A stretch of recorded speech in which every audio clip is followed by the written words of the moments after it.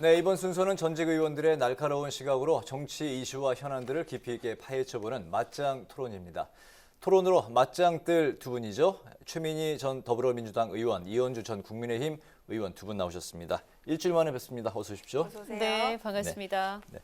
민주당이 그 멤버드급으로 이제 불리는 선대위가 오늘 공식적으로 첫 회의를 가졌는데 이재명 후보의 첫 메시지는 부동산 대개혁이었습니다.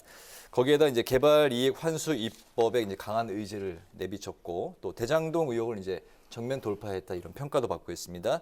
이재명 후보의 이런 행보 두 분 어떻게 평가하시는지 먼저 최민희 의원님부터 들어볼까요?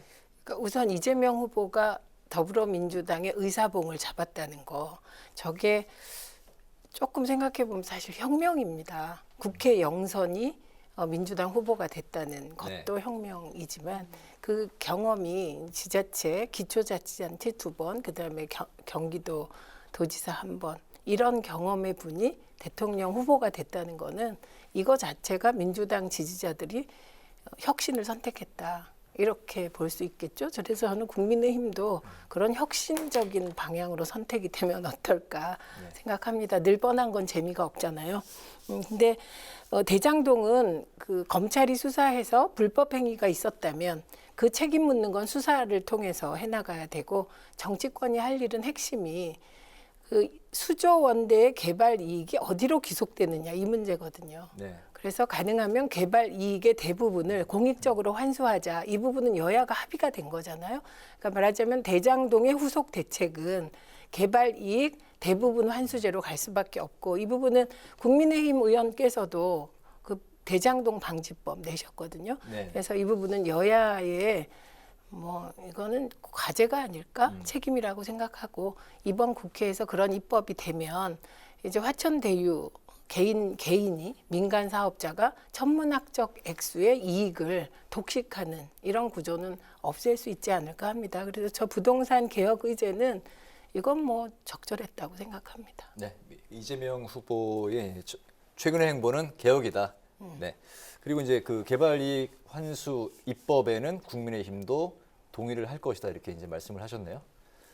네, 이제 그 개발 이익을 환수를 해야 된다. 뭐 이런 원론적인 입장이야 저희가 반대할 이유가 없죠.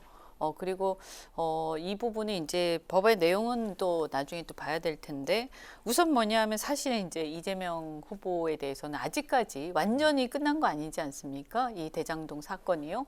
그리고 이제 저희가 봤을 때 이제 오늘 또 내일 계속 앞으로 며칠간 저는 이 수사가 이제 이렇게 그 막판으로 이렇게 막바지로 가는 것 같긴 한데 네. 아직까지 국민들이 봤을 때는 이 몸통이라고 의심이 되는 이재명 후보와의 관계 그리고 또 그 어떤 설계자라고 본인이 얘기하셨던 이런 부분들에 대해서 이것이 그냥 유동규나 이런 분들이 배임 자체로 문제가 안 돼 버리면서 이재명 후보에 대해서 뭔가 책임 물을 수 있는 형사적 책임 물을 수 있는 이 고리가 사라진 부분에 대해서 굉장히 석연치 않게 생각하십니다.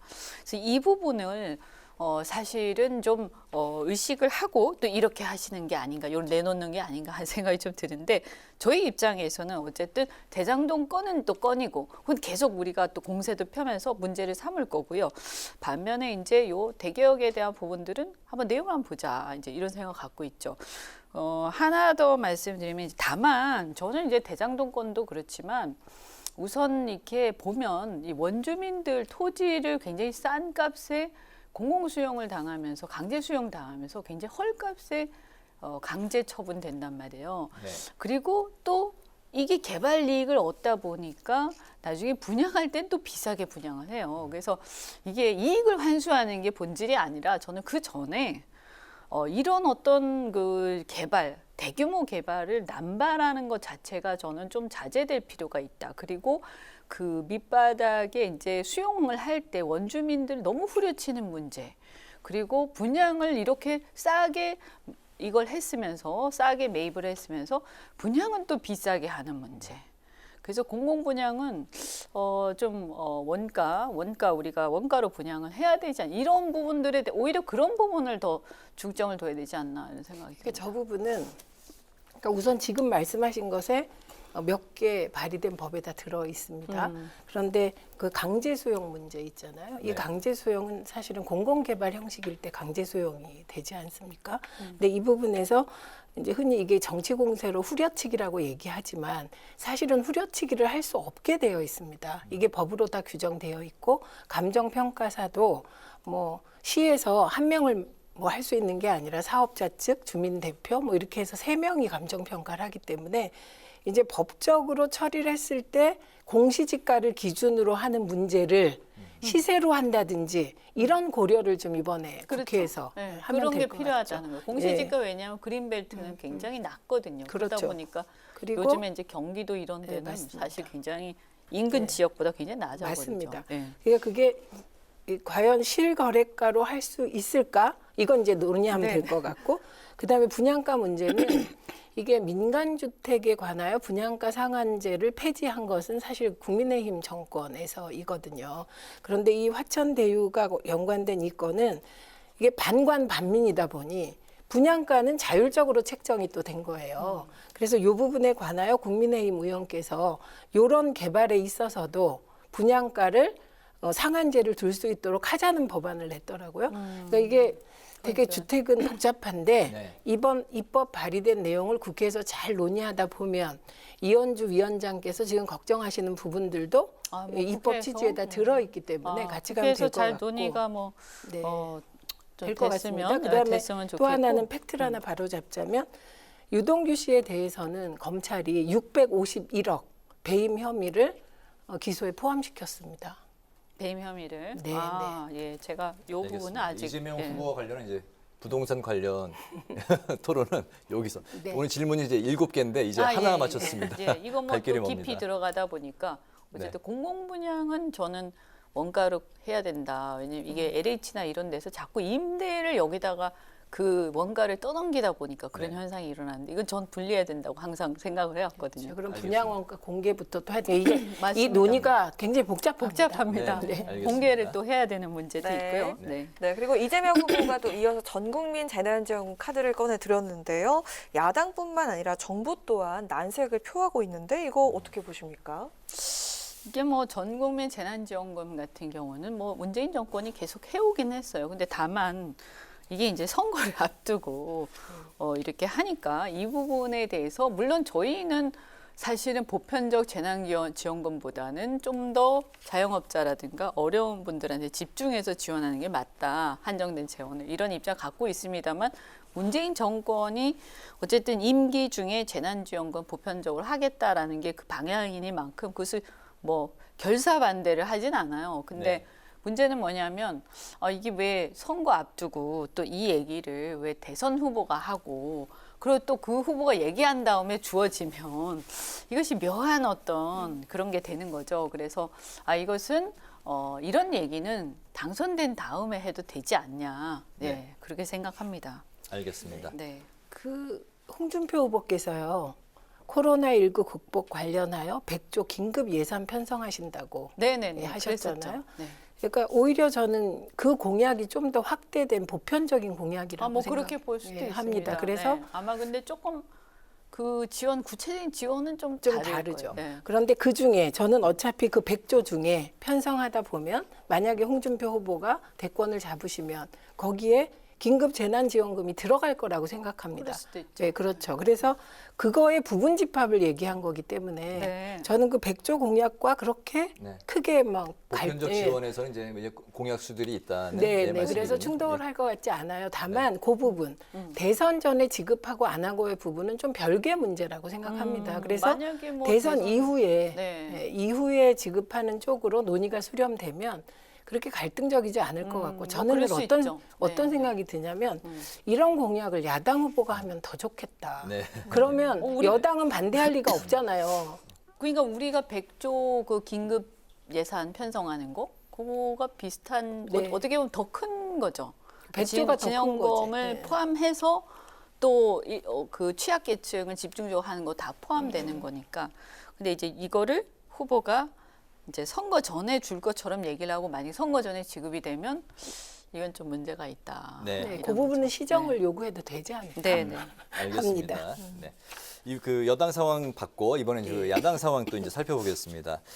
그 모레 국민의힘 대선 후보 최종 선출을 위한 투표가 이제 한창 진행 중인데 고공 투표율을 이제 기록하고 있습니다. 이 당원 투표율만 현재까지 60%가 넘었고 오늘부터 이제 국민 여론조사가 이제 시작이 됐는데 이런 그 높은 투표율의 신기록 행진 우리 그 이 의원님께서는 물론 이 캠프마다 저마다 이제 유리한 해석을 내놓고 있는데 네, 그렇죠. 예, 의원님은 네. 이제 어떻게 저도 해석을 뭐 하고 있습니까? 마찬가지죠. 감안하고 들으셔야 될 텐데 네. 다만 이제 좀 더 과학적으로 저희가 빅데이터를 분석해서 말씀을 드리면 우선 뭐 여론조사 같은 경우에는 이게 전화 면접 방식입니다. 그리고 모바일 100%고요. 그러면 이제 이게 유선이 들어가냐 또는 ARS냐는 조금 차이가 있기 때문에 지금 경선하는 거하고 똑같은 방식으로 여론조사 했던 거를 가지고 비교를 하셔야 됩니다. 그럼 지난주에 4군데에서 했었는데 이 4군데가 공이 홍준표 후보가 8에서 10% 정도 이기시고요. 네. 그다음에 또 여기 경선 여론조사에서 뭐가 빠지냐면 무효표와 무응답표가 빠지게 돼 있습니다. 왜냐하면 경선이니까 이거 이제 네. 무효표를 넣을 수는 없잖아요. 그래서 그걸 빼게 되면 10에서 한 13% 정도로 홍준표 후보가 이길 것이다라고 보통 전문가들이 예측하는데 저희가 좀 보수적으로 봐서 어쨌거나 여론조사에서는 10% 정도 이길 것이다. 이렇게 많이들 보시고요. 네. 그다음에 이제 당원이 문제인데 당원 같은 경우에 중요한 게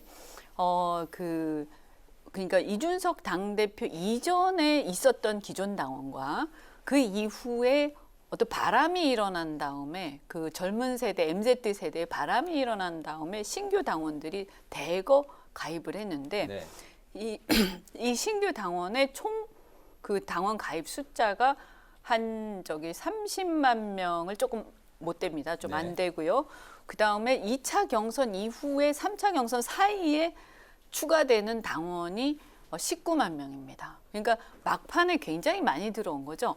근데 이제 이렇게 신규 당원 전체를 가지고 봤을 때 과거에는 여성 남성의 비율이 5대 5였는데 이 신규 당원 들어온 다음에 해보니까 6대 4더라. 그래서 4대 6이더라. 그래서 남성이 6입니다. 그리고 2040의 그 성비를 보면 남성이 80% 정도 됩니다. 네. 이건 좀 굉장히 특이한 현상인데 이게 왜 일어나냐? 이것은 이제 홍준표 후보의 주된 지지층이 2040 남성들입니다. 그래서 저희는 이제 이게 적극적 투표층들이 대선을 앞두고 홍준표 후보를 지지하는 자발적 지지층들이 그 온라인 커뮤니티나 이런 곳들을 통해서 어떤 바람이 일어난 현상이라고 분석을 하고요. 그래서 이런 것들을 보면 저희가 대충 한 총 당원 투표수에서 55%를 넘어서면 해볼 만하고 그다음에 60%에서 65% 정도가 되면 저희가 확실히 이긴다. 그렇게 보고 있습니다. 이미 넘어섰잖아요, 당원에. 그래서 오늘 네. 뭐 굉장히 또 저희가 확신하는 고무돼 입장인가요? 있죠. 네. 네. 이 정도면 당원에서도 우리 지지층 결집해서 상당히 신규 당원층이 많이 들어갔다고 저희가 추정이 되고 물론 네. 이건 뭐 까봐야 압니다만 그다음에 또 많은 분들이 여론조사에서 국민의힘 지지층의 여론 지지율을 가지고 비교를 하는데요. 그거는 아닙니다. 왜냐하면 여론조사에서는 20대, 30대, 40대, 50대, 60대 이거를 이렇게 똑같이 나눠서 맞추지 않습니까? 숫자를. 근데 말씀드린 것처럼 지금 우리 당원의 숫자는 전수조사이기 때문에 어떤 특정 연령대가 많이 들어가 있으면 그게 다 반영이 됩니다. 그다음에 또 그 중에서도 적극적으로 투표한 층이 어딘가에 따라서 또 다릅니다. 그래서 이것을 국민의힘 지지층의 여론조사고는 이것은 추정하기가 어렵다. 이렇게 저희는 보고 있습니다. 네네. 일단 확신한다는 말씀이신 거죠? 네네네. 홍준표 후보가 저희가 선출될 뭐 걸로? 네. 저희가 한 5에서 5에서 10% 정도로 10%. 네, 그 사이로 이길 것 그 같습니다. 사이로 이길 거라고 이제 확신하신다. 예, 어떻게 생각하십니까? 그러니까 저희야 뭐 이게 우리 그 민주당 쪽 일이 아니기 때문에 네, 자세히 이게 뭐 뭐라고 얘기하기는 네. 곤란합니다. 근데 이게 당원 쪽은 57만 명 게임인 거잖아요. 네. 57만 명이고 이 투표율이 높다는 건 그만큼 적극적 지지층들이 결집하고 있다 이런 걸로 보입니다. 그리고 투표율이 높다는 건 어느 경우든 긍정적이라고 봐요. 그게 무슨 의미든. 그리고 결과는 초반에는 사실 윤석열 전 총장이 그냥 완사이드하게 이길 거라는 분위기였는데 막판으로 갈수록 홍준표 후보 바람이 거세게 일고 있는 건 맞습니다. 네. 근데 그 바람이 과연 골수 국민의힘 지지층까지 변심하게 할 정도로 마음을 바꾸게 할 정도냐 아니면 마지막에 27만 명 정도라 그래요. 이준석 대표 이후에 들어온 당원들이 그중에 마지막에 19만 명 집중적으로 들어온 분들 그중에서도 10만 명 정도가 지금 2030이라는 거잖아요. 그러니까 그 표가 어디로 갈지에 따라 달라질 것 같습니다. 근데 네. 어느 후보든 민주당 입장에서는 네. 두려운 후보죠. 네. 어느 둘 중에 네. 어느 후보가 선출이 돼도 네. 다 두렵고 네, 박빙의 민주당 승부가 될 것이다. 입장에서는 만만치 않습니다. 알겠습니다. 네, 홍준표, 윤석열 후보 간의 막판 신경전이 최고조에 달하고 있는 상황인데요. 이현주 의원께서는 관련 녹취 파일을 공개하면서 불법 선거 의혹 네. 주장을 하셨는데 윤캠프 측에서는 일단 이게 문제가 될 게 없다라고 입장을 밝혔는데 어떤 네, 의견이십니까? 거기서 보면 그 뭐 무슨 텔레마케터인지 뭔지 잘 모르겠지만 네. 국민의힘 당입니다라고 하면서 윤석열 후보 지지를 호소를 해요. 그러니까 그 당원분이 왜 당에서 공식적으로 특정 후보를 지지 호소하냐. 이것은 문제가 있다. 이렇게 따지니까 국민의힘 당의 성북지부입니다. 또 이렇게 얘기해요. 네. 그럼 성북지부는 그래도 되냐. 이러니까 나중에 한참 추궁을 당한 다음에 그게 아니고 죄송한데 윤석열 캠프입니다. 이렇게 정정을 합니다. 그래서 저희는 뭐냐면 윤석열 후보 측에서는 이게 당원이나 당원 그 당협이 특정 후보 지지 운동 할 수 있다 이런 얘기를 하면서 문제가 없다 이런 얘기인데 저희는 뭐냐면 일단 첫 번째 아니 근데 왜 당을 사칭하냐 이거죠. 왜 공당을 사칭하면서 그렇게 마치 그러니까 잘 모르는 당원들 같으면 속을 수도 있잖아요. 그 다음에 또 이 사람은 정체는 또 뭐냐. 뭐 당원 같으면 내가 당원 누군데 위원장 누군데 이러면서 굉장히 친근하게 얘기할 텐데 들어보면 굉장히 텔레마케터 같거든요. 그럼 이건 자원봉사자냐 아니면 알바냐 이랬을 때 이거 돈 주는 거는 다 문제되거든요. 그리고 그 당원이 그 사람하고 아무런 관계가 없어요. 전화하신 분이 누군지도 모르고. 근데 이렇게 되면 그러면 이 전화번호는 어떻게 유출된 거냐. 이런 세 가지 쟁점이 있는 거죠. 그 부분에 대해서 윤 후보 측에서는 답을 못하고 있습니다. 네. 이건 불법성이 있다고 보이죠. 불법성. 근데 그 불법의 정도가 어느 정도지는 또 사실을 확인해 봐야 되고. 네. 그리고 한 가지는 조직적으로 굉장히 우위에 있는 윤석열 캠프가 이렇게까지 했다는 거는 사실 좀 들킨 거죠. 알겠습니다. 선거 그 막판에 가면 이런저런 이제 사건 사고들이 많이 벌어지는데 뭐 이거에 대한 이제 논란이 있었고요. 이런 가운데 윤석열 후보를 이제 공개 지지한 기생충 박사로 이제 알려진 서민 교수가 홍준표 후보와 이제 호남을 비하하는 홍어준표라는 표현을 사용해서 오늘 정치권이 시끌시끌했는데 뭐 사과는 했지만 논란이 이어지고 있습니다. 먼저 최민희 의원님부터 어떻게 생각을 하시는지요? 이게 우리나라가 너무 특정 지역이나 특정 계층 비하에 관대합니다. 특히 호남에 대한 이런 비하가 계속 배풀이 되는 거는 이거는 그 부분에 대해서 강력한 사회적 처벌이 안 되기 때문이에요. 이건 있을 수 없는 일이고 그리고 서민 교수는 사실 셀럽이잖아요. 셀럽이라면 더더욱 헌법적 가치에 충실해야 되지 않습니까? 대한민국 어느 헌법에 어느 법률에 어느 규칙에 호남은 비하해도 되고 일배식 용어로 상대 후보를 비난해도 된다는 그런 게 있을 수가 없잖아요. 그래서 이 부분은 본인이 사과하고 이제 기생충 TV를 닫겠다 그랬잖아요. 서민 TV. 네. 그래서 기생충을 잘 돌보시면 어떨까 싶네요. 학교로 돌아가라. 네.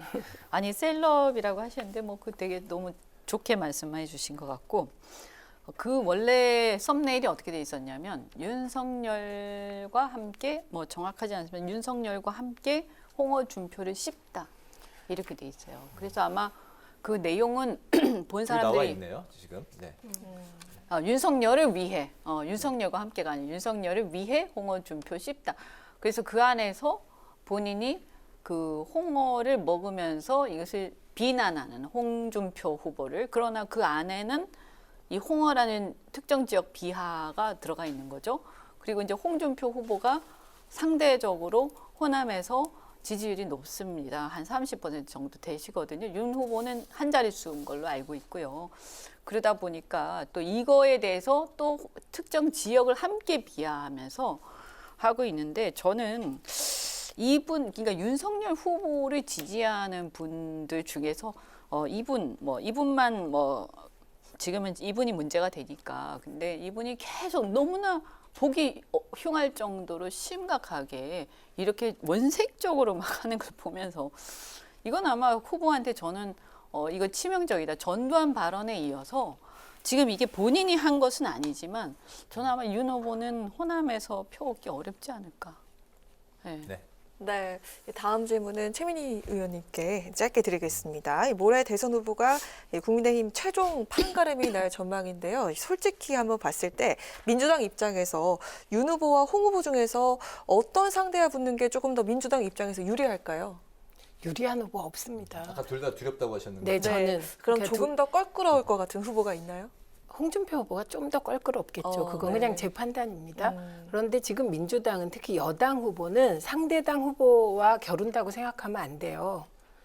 문재인 정부에 대한 평가, 부동산에 대한 평가, 그런 냉정한 민심을 얻는 거기 때문에 저는 혹시 누군가 민주당 쪽에서 뭐 윤나땡, 홍나땡 얘기한다면 그건 바닥 민심을 너무 모르는 거라고 생각합니다. 지금 부동산과 관련한 바닥 민심이 좋지 않습니다. 그래서 어떻게 하면 열심히 했는데 할 수 없었고 민주당 후보가 그것을 어떻게 고치겠다 이렇게 진정성 있게 다가가야지 뭐 누가 되면 편하고 이런 식으로 접근하는 건 저는 맞지 않다고 봅니다. 홍준표 네. 후보가 왜 더 두려운지 20초만 네, 민주당이 2030 취약하거든요. 홍준표 후보가 2030, 특히 30대 지지율이 높다는 점은 민주당으로서는 굉장히 유의해야 될 대목이라고 봅니다. 네, 2030 세대의 투표율 지지를 받고 있기 때문에 홍준표 후보가 더 껄끄러울 수 있다라고 말씀하셨습니다.